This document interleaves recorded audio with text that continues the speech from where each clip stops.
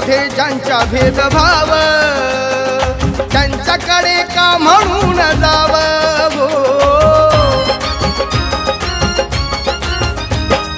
धर्मामध्ये ज्यांचा भेदभाव त्यांच्याकडे का म्हणून जावं. घेत नाही ते भीमाचे नाव त्यांचा आहे वेगळाच डाव.